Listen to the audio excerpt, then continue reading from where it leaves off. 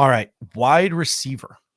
Mhm. This is where it gets interesting because, man, some of these receivers had themselves a week.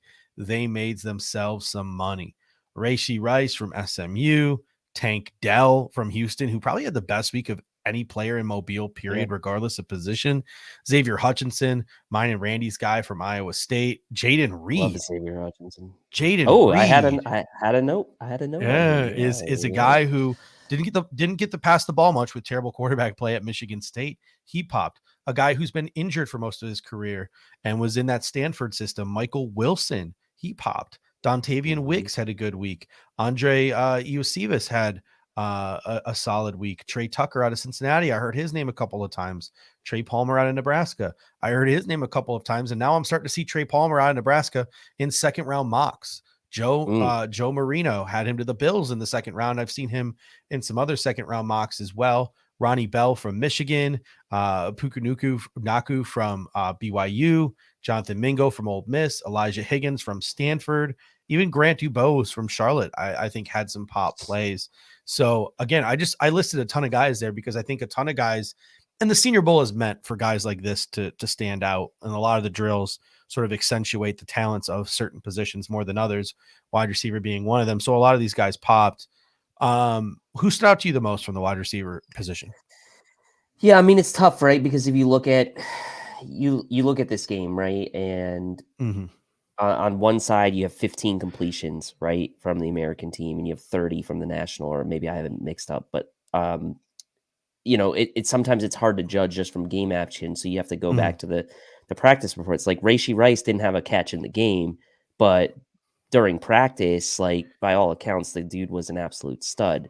Mm-hmm. I was excited to see what he could do in the game. Didn't have a catch, but no problem, right? Maybe that's not a bad thing for the Bills if that's a guy you're interested Yeah. in drafting at 27, right? Uh,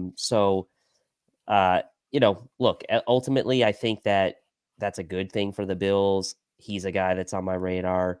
Um, I really have started to fall in love with Xavier Hutchinson. I know you just mentioned him. Mm-hmm. Didn't even know that he was a guy that you and Randy were loving. But I mean, just from my preliminary kind of research into him, I mean, this dude just plucks the ball out of the air. I mean, Mm-hmm. you people who have complaints about Gabriel Davis, like in the way that he catches and like with his body, or the way he Mm-hmm. like has that weird kind of technique to catch the ball. Like Xavier Hutchinson, if you want to watch a class on like how to catch the ball with your hands, just watch this guy. I mean, he Mm-hmm. is a 100% hands catcher.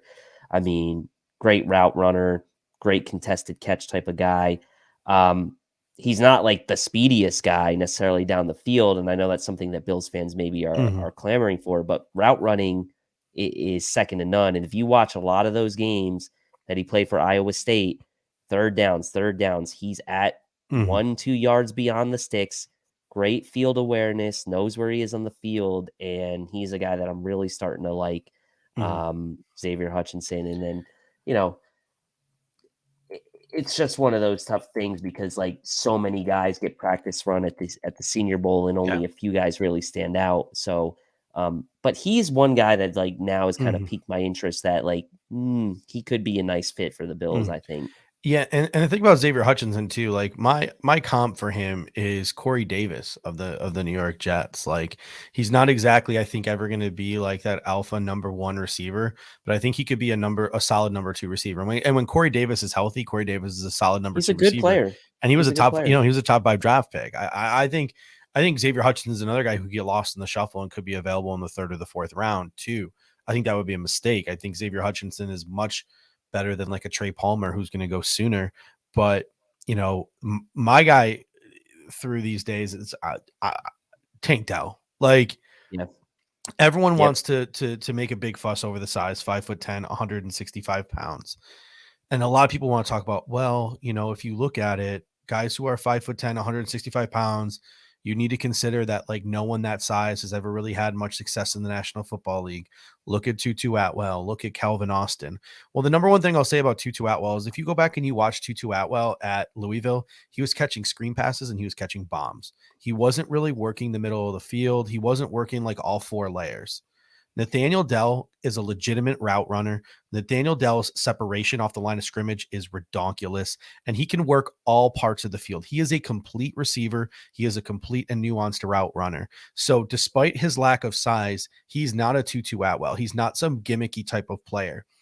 Other people want to point to Calvin Austin because Calvin Austin had success on the outside, despite the fact that people were projecting him to the slot.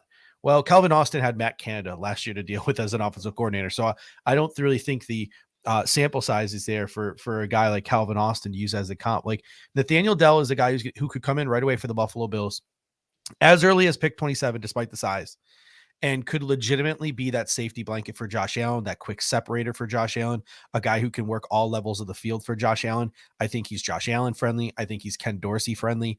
I think he is, despite his lack of size, I think he's a legitimate option for the Buffalo Bills at pick number 27. Pick 27. That might be a little rich for my blood, but I do like him. I think like if you're trying to add speed to this offense, like look no further, right? I mean, he's definitely a guy that can bring that element in. Look, I mean, the last few years we've seen a couple guys come out. Like you mentioned Tutu Atwell, the guy like Rondell Moore comes to mind, like other guys like that. And like some of these guys have had some success. Like Tutu Atwell did have some flashes last year with the Rams late in the season. Like Rondell Moore, prior to getting hurt last year, you know, he was contributing at a decently steady clip for the Cardinals early in the year before DeAndre Hopkins came back. So like, it's not, I think it comes down to expectation, right? And if you're going to draft Dell in the first round, that comes with a whole load more of expectation than if he's a day 2 pick. So obviously expectations plus reality will either equal disappointment or happiness, right? So it's just like for me, that's a little too rich for my blood, but I'm not opposed to adding playmakers to this offense. I just don't think that for me, he'd be the guy that I pull the trigger on in the first round. Yeah, I mean the other two players that really stood out to me were Jaden Reed from Michigan State and Michael Wilson of Stanford. These are two guys whose circumstances maybe kept them a little bit more hidden, and these are guys that now that people get to see them in Mobile, and people get to see them at the combine, and people get to go back and look at the film and see things like when they aren't targeted. I think these are guys who are going to move up the draft boards. Michael Wilson, the medicals are going to be important because I think he's played like 4, 6, and 6 games in his 3 years at Stanford. Hasn't been a lot, but Michael Wilson and Jaden Reed, they're both quick separators. They're both twitchy guys. They're both twitchy route runners. So again, looking for a Ken Dorsey fit, looking for a Josh Allen fit. I think Jaden Reed and Michael Wilson are two guys who fit into what the Buffalo Bills want to do. I think they're guys who could be available for you in the second round, possibly the third round. So really, I think Jaden Reed and Michael Wilson could complement Gabriel Davis and Khalil Shakir and form a nice, solid young nucleus around a Stephon Diggs. So Reed and Wilson were the other two that really stood out to me.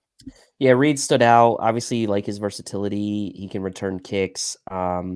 Looks like he'd probably be a slot guy at the next level, but we'll see. Look, some of the scouting reports on him like knock his top end speed, but he looked pretty fast to me on that one catch he had during the game. So it'll be very interesting to see how he tests to me. If he runs a good time, I think you could see Reed kind of scoot up the draft boards for sure, because right now he's been kind of like consensus day 3 guy. But if he runs well, given his versatility and given that, he can contribute on teams, like he could be a guy that definitely rises up boards. Yeah, looking at a couple of other guys that were in Mobile, Trey Palmer is another guy who could rise quickly. Transferred to Nebraska from Tennessee. Our guy Andrew in the Cover One group chat said, go back and look at his Iowa game. He absolutely torched Iowa. That's a really high quality prospect when you look at that tape. Trey Tucker, the slot from Cincinnati. Andre Iashivas, he had a rough week, but he's still rather raw. Like the Christian Watson comps were unfair, but he's got that type of ability. But he's just a lot more raw than I think even a guy like Christian Watson was. And Puku Naku from BYU is an interesting one too. He left after day 1. Like he stopped. Like he left after day one. 6'2", 205. And sort of the rumors and rumblings around Mobile that I've heard from a couple of people on a couple of different podcasts is that Pukunaku heard what he wanted to hear from scouts about where he would be drafted and about how people saw him, and he just booked. He didn't want to risk injury or anything like that. So Naku is a guy who could maybe get his name called on day 2 of the draft, where we're not really expecting much because we didn't really hear much from him because he only practiced for one day in Mobile. But I know a lot of people in our Cover One group chat are pretty high on Naku as well. Some guys who had some bad weeks. I heard Ronnie Bell didn't have the greatest week in the world. I heard Elijah Higgins was awful. They're already starting to sort of move him to tight end and stuff like that. So Dontavian Wicks was the last one Dontavian Wicks is the last one I had. He reminds me so much of Gabriel Davis, as a guy who can just sort of get down the field, catch the ball in the field, has his drop issues as well. But if we double dip at wide receiver and take one early and then take another guy in the 4th, 5th round, if Dontavian Wicks is on the board from Virginia, he's a guy who can get downfield and run those 4 verts that Ken Dorsey loves. And I would really like a guy like Dontavian Wicks out of Virginia. Anyone else sort of in this list sort of stick out to you? I know a couple of guys in the Cover One group chat really like Jonathan Mingo from Ole Miss as well. No, I like Mingo. There's a guy from the Shrine Bowl that I would talk about, but I think you covered most of the guys from Mobile that I would talk about. Who's that guy from the Shrine Bowl you want to talk about? Is it Zay Flowers? No, but I love Zay Flowers. I mean, Zay Flowers outside of, I mean, him and Hutchinson are kind of like my like guys right now. Like Zay Flowers to me, playing at BC doesn't necessarily get the huge national attention, but I mean, the guy's ability to contort his body, to use his hands to catch the ball, his ability, like when I watch Zay Flowers catch the ball, it's like, I don't know how to describe it. It's like when you watch him catch the ball, you almost don't even see him catch the ball because his stride doesn't break at all. Like he just continues running, and you don't even, it's so effortless to him when he catches the ball. And he's a guy that we talk about yak a lot with the Bills, and whether that's scheme or personnel or whatever, like that's a guy that can get you yak on his own regardless. But so Zay Flowers, I love, and A.T. Perry's the other guy, but he's a little bit older. I think Randy mentioned he had some questionable, his hands and had some question marks around like his ability to catch with his hands coming into the week, but he had a good week of practice. And it's a guy that scored 26 touchdowns over the last 2 seasons. I mean, the way the guy moves the way the guy moves at 6'5", 205 is incredible. So like, he really popped off at the Shrine Bowl this week. Back to Zay Flowers real quick though, too. Like whether it's Zay Flowers or Tank Dell, that's sort of what I'm looking for, is those quick twitch, easy separators, someone to make life easy for Josh Allen out of the slot. I'd take Zay over Tank Dell right now. I would take him over. Yeah, and I wouldn't. So I wouldn't argue with you on that, and I wouldn't be upset with that either.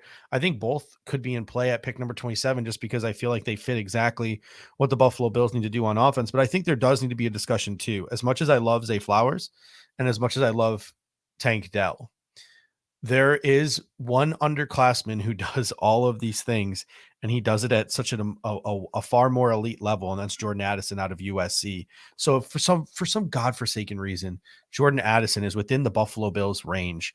Do what you need to do to trade up and go add Jordan Addison. Like literally, like Jordan Addison reminds me of Stephon Diggs, maybe a more slender frame, but he really does a lot of the things that Stephon Diggs does. So you're really setting yourself up for success, because even if what Jordan Addison does, because he's got a smaller frame, maybe he can't bulk up from the 170, 175 that he's at.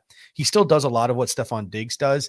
And even if, like I said, even if he can't translate to the boundary, even if he can't transition to the boundary, and he can never be, Stephon Diggs' heir apparent, he'd still be an absolute dynamo from the slot. And you'd have Diggs and Davis on the outside. You'd have Jordan Addison work in the middle, Khalil Shakir working in. And I mean, that would just be redonkulous. So as much as we enjoy these Shrine Bowl guys and these Senior Bowl guys, we also need to have an understanding that Jordan Addison could possibly be sitting there in the back half. Again, some mocks. My guess is by the time all is said and done, he's a top 15 pick, but who knows? I think, I mean, we're gonna get to this. Obviously, we have plenty of shows before the draft, but if he's a guy that you have, you see him and he's fallen into the 20s, let's say early 20s, you Mhm. may want to go up and try to make a move to get him. Yeah. Don't sleep on Jalen Moreno Cropper out of Fresno State. I've had my eye on him for 2 years now because I'm a big Jake Hayner fan out of Fresno State. Jalen Moreno Cropper is a pretty solid receiver too. So if he's a guy who's sitting there in the 4th or the 5th round, the Buffalo Bills are looking to double dip. Another Shrine Bowl guy in Jalen Moreno Cropper is a player I really enjoy. I'm putting a note to research into him right now. He's good. And his slot receiver there at Fresno State too, Nico Remigio, is a pretty good one as well. I get way too into the Shrine Bowl more than I probably should.